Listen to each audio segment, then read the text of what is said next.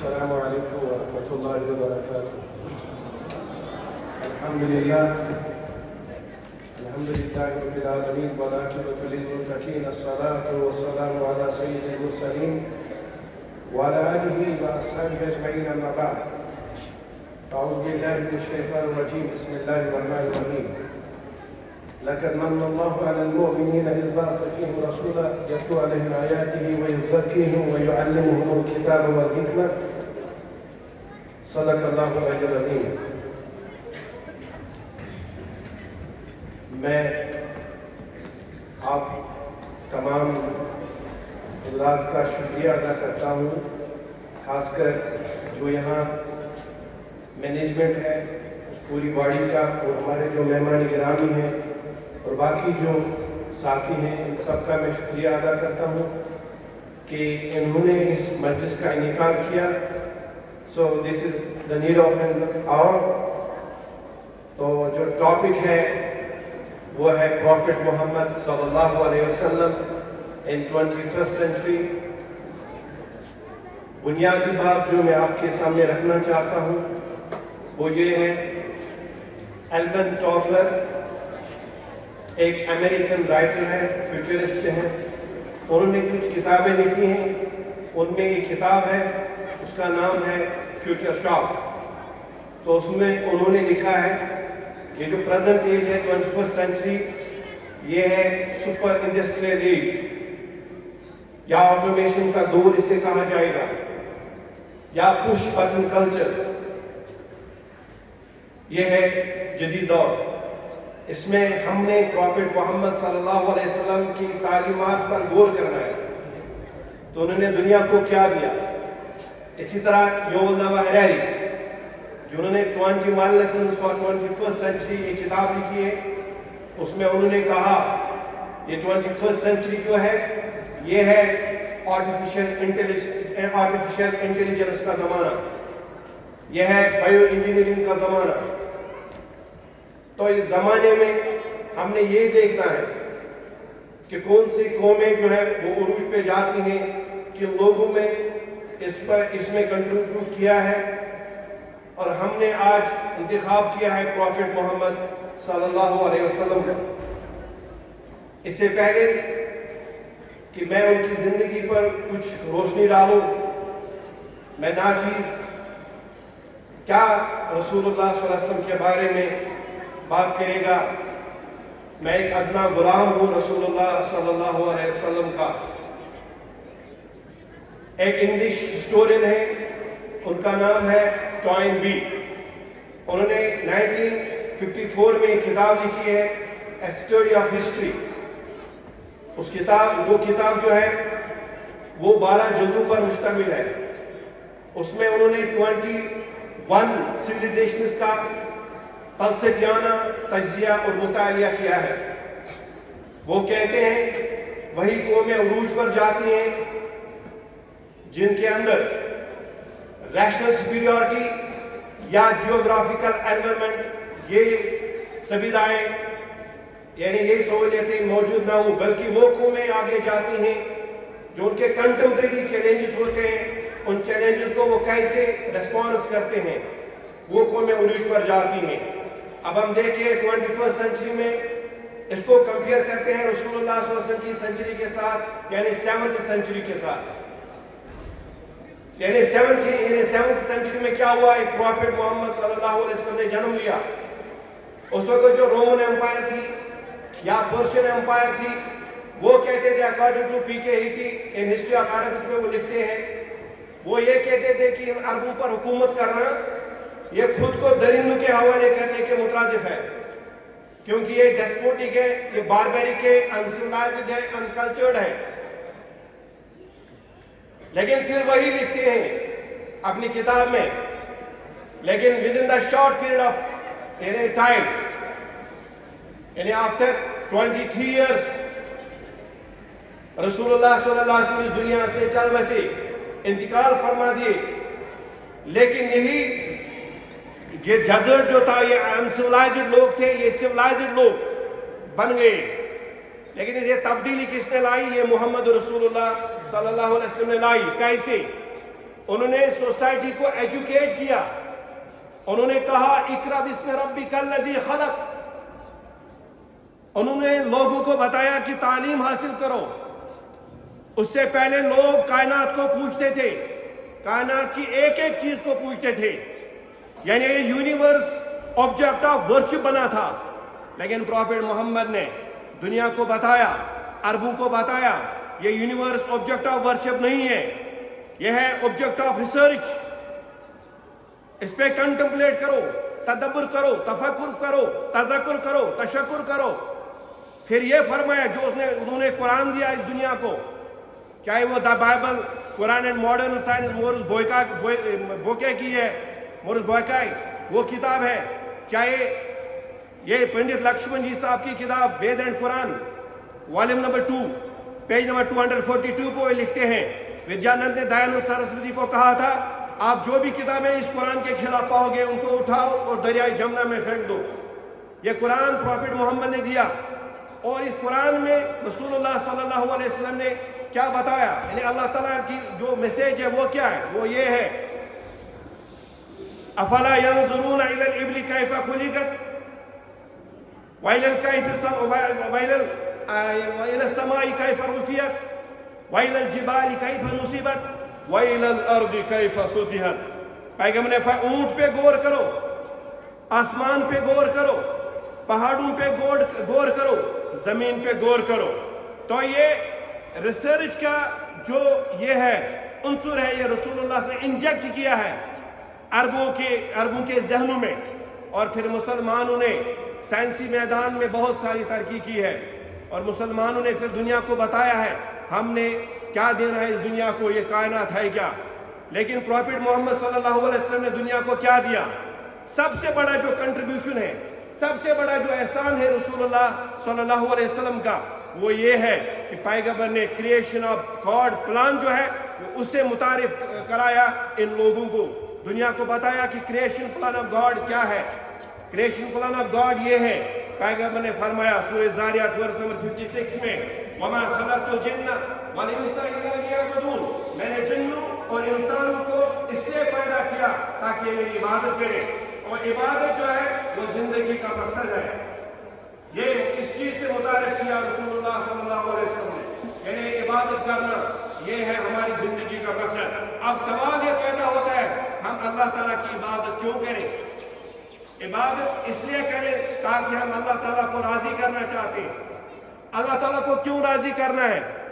وہ اس لیے تاکہ اللہ تعالیٰ ہمیں جنت انہیں دے گا.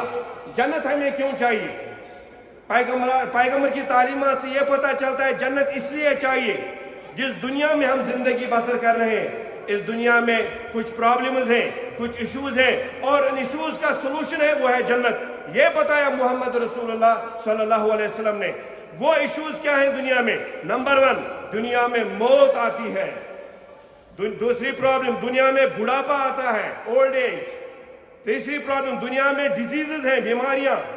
چوتھی پرابلم دنیا میں ہے وہ ہے غریبی, پاورٹی. اور پانچویں پرابلم دنیا میں جو ہے وہ ہے یعنی وہ ہے دل کا غم, وہ ہے پریشانیاں.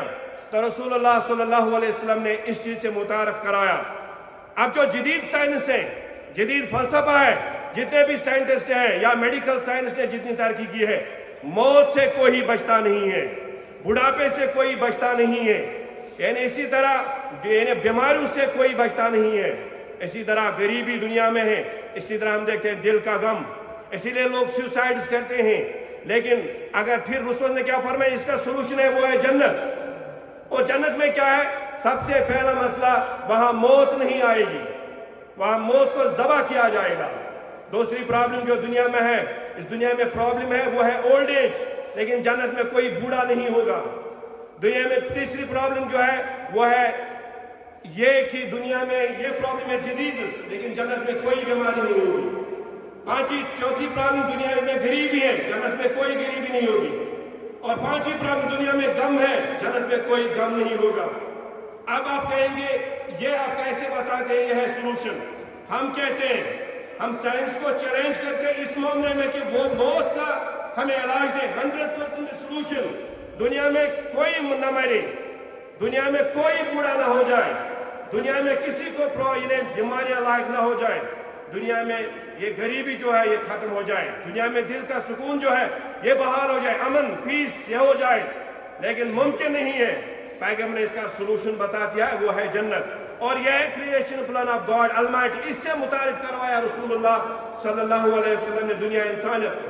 پیغمبر نے فرمایا یہ جو غم ہے اس غم سے بچو, الا بذکر اللہ تطمئن القلوب, خدا کی یاد کرو. خدا کی یاد کیا ہے؟ مخلوق کے ساتھ یعنی حسن سلوک کرو, اور جتنا آپ غمگین رہیں گے اتنا جلدی آپ بڑھاپے میں چلے جائیں گے. پیغمبر نے فرمایا لینے والے ہاتھ سے دینے والا ہاتھ بہتر ہے. یہ مطلب کیا ہوا؟ مطلب جو اوپر والا ہوتا تھا یہ بہتر ہے, اس میں کانفیڈنس آ جاتی ہے. جو قومیں دنیا کو دیتی ہیں, جو قومیں دنیا میں کچھ کنٹریبیوٹ کرتی ہیں وہ آگے جاتی ہیں. Think of the kingdom of Sikai where the eagle soars so high with no worries for tomorrow. It's a great example for us to follow. Why you are anxious for your unseen future? Aren't you dearest creature? Live your today with all your heart that tomorrow will be great start. تو یہ ہے فلسفہ تعلیم جو رسول اللہ صلی اللہ علیہ وسلم نے دنیا کو بتا دیا. اور اسی لیے راما کرشنا راؤ نے ایک کتاب لکھی ہے, انہیں پروفٹ محمد, انہیں profit of Islam, page number 16 پہ وہ لکھتے ہیں there is Muhammad the prophet, Muhammad the businessman, Muhammad the statesman, Muhammad the orator, Muhammad the orator, Muhammad the refuge of orphans, Muhammad the emancipator of women, Muhammad the judge, Muhammad the saint, and all these magnificent roles Muhammad is like a hero. یہ کون کہتے ہیں؟ پنڈت لکشمن جی صاحب, Muhammad the prophet of Islam, page number 16 پہ. یہ contribute انہوں نے کیا کس کو؟ رسول اللہ صلی اللہ علیہ وسلم کو. اب مسئلہ یہ ہے کہ دنیا میں اس وقت ہم دیکھتے ہیں دنیا میں کتنی پرابلمز ہیں. میں یہ بتانا چاہتا ہوں کہ اس وقت دنیا میں سب سے زیادہ جو انہیں سوسائڈ کیا جاتا ہے, لوگ زندگی سے تنگ آ گئے. ایک زمانہ تھا لوگ یعنی کیا کرتے تھے؟ سوسائڈ سے بچنے کے لیے کچھ کرتے تھے, لیکن آج کتابیں ایسی لکھی جا رہی ہے جن میں یہ لکھا جاتا ہے کہ اب سوسائڈ کیسے کی جائے. لیکن رسول اللہ صلی اللہ علیہ وسلم میں دو واقعات آپ کے سامنے رکھنا چاہتا ہوں. سوسائٹی میں لوگوں کو یعنی ان کو ان کی کانفیڈنس لیول بڑھا دو. تو کیسے کیا رسول اللہ صلی اللہ علیہ وسلم نے اپنے زمانے میں؟ ایک خاتون آئی اور اس کا نام تھا ام زفر. یہ کالی یعنی اس کا رنگ جو تھا وہ کالا تھا, اور یہ آ گئی رسول اللہ صلی اللہ علیہ وسلم کے پاس, اور اس کے بعد انہوں نے عرض کیا یا رسول اللہ صلی اللہ علیہ وسلم مجھے مرگی کا دورہ پڑتا ہے, اور جب میں گر جاتی ہوں میں اپنا سطر بھی کھول دیتی ہوں. او پروفٹ آپ میرے لیے دعا کیجیے میں اس مرض سے چھٹکارا پاؤں. رسول اللہ سے کہا آپشن ہے, اگر آپ صبر کرو گی تو آپ کو جنت ملے گا, لیکن اگر آپ چاہتی ہیں تو میں دعا کروں گا یہ بیماری آپ سے دور ہو جائے گی. اب یہ خاتون جو ہے اس نے کہا میں صبر کرتی ہوں, جنت کو ہاتھ سے جانے نہیں دوں گی, لیکن یا رسول اللہ صلی اللہ علیہ وسلم بس دعا کیجئے سطر نہ کھلے, مرگی آئے. میں اس چیلنج کو ایکسپٹ کرتی ہوں, میں بیمار رہنا چاہتا ہوں, لیکن دنیا میں کیا ہے؟ مجھے جنت چاہیے. یہ کانفیڈنس لیول سے کہاں سے آئی؟ یہ انجیکٹ کیا ہے محمد رسول اللہ صلی اللہ علیہ وسلم نے.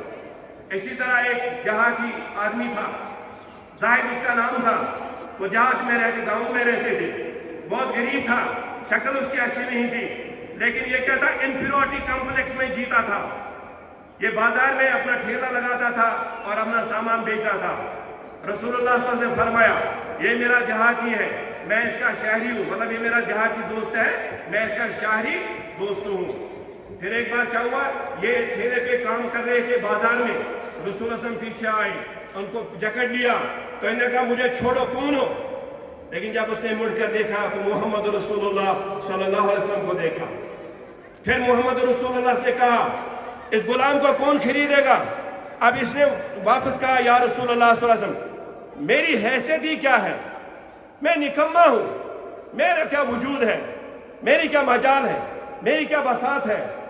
اس کے آنکھوں سے آنسو جاری ہو گئی کیونکہ یہ انفیریورٹی کمپلیکس میں جی رہا تھا.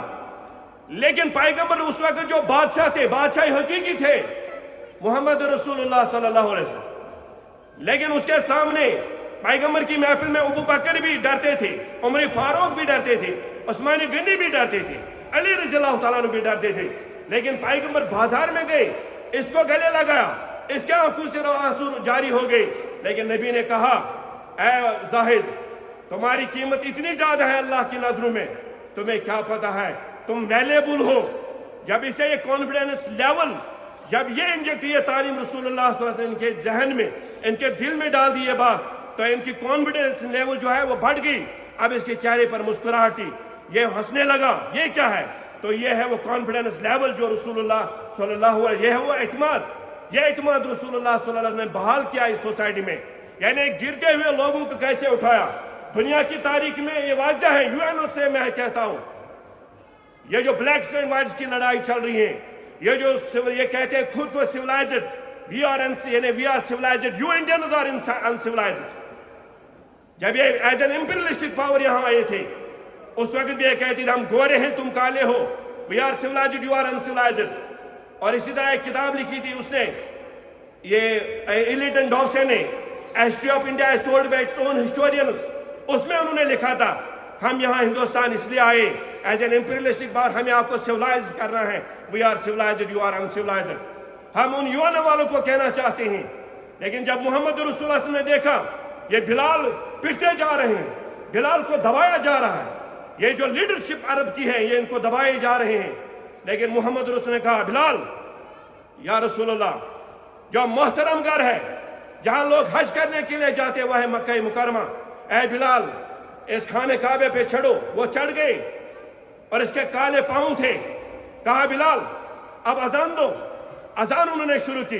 कहा अल्लाहु अकबर, अल्लाह सबसे बड़ा है, ये लोग बड़े नहीं हैं, अबू जहल बड़ा नहीं है, अबू लहब बड़ा नहीं है, उतबा बड़ा नहीं है, शीबा बड़ा नहीं है, अल्लाह बड़ा है। ऐ बिलाल फिर कहो अशहदु अल्ला इलाहा इल्लल्लाह वहदहु ला शरीका लह। जब उसने ये पढ़ा तो उसने फिर ये कहा हाय अल फलाह, ये है कामयाबी। यानी इस नादार जिसको लोग यानी गए गुजरे कहते थे, इनको उठाया और खाने काबे पे इन्हें क्या यानी खड़ा किया और दुनिया को बता दिया ये है गुलामों की हैसियत, जिनको हम क्या इस तरह से सजा के रखते हैं, जिनको हम ये बताना चाहते हैं कि दुनिया में आपकी इज्जत क्या है, वो इज्जत इस बुनियाद पे है तुम्हारे अंदर तकवा है। और फिर दुनिया को बता दिया रसूलुल्लाह सल्लल्लाहु अलैहि वसल्लम ने कुरान के जरिए से, या अय्युहन्नास इन्ना खलकनाकुम मिन ज़करिन व उन्सा वजअलनाकुम शुअबन व कबाइल लितारफू इन्न अक्रमकुम इंदल्लाहि अतकाकुम।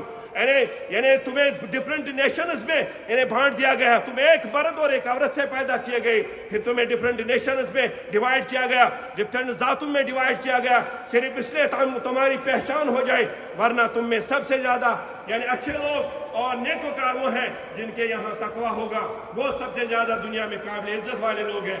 ये तालीम दी मोहम्मद रसूलुल्लाह सल्लल्लाहु अलैहि वसल्लम ने। और जिस औरत को यानी लोग क्या करते हैं कि इसको सिटी में इसको जलाते थे, लेकिन मोहम्मद अरबी ने कहा ये वो माँ है और जन्नत उतारता अवदामिल उम्महा, इसके पाँव तले जन्नत है। ये एहसास दिया है एक औरत को। और फिर रसूलुल्लाह ने कहा ये जो domestic violence in 21st century में होता है, सबसे ज्यादा जो टॉर्चर होता है वो है औरतों के साथ, वो है हमारी बहनों के साथ, और इन बच्चों को यानी घरों में मायके में सताया जाता है।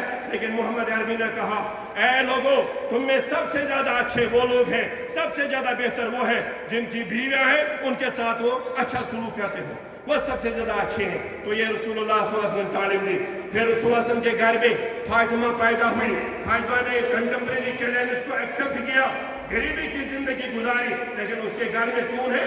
वहाँ हुसैन है, वहाँ हसन है, जिसने दुनिया को आईना दिखा दिया हक और बातिल की लड़ाई क्या है।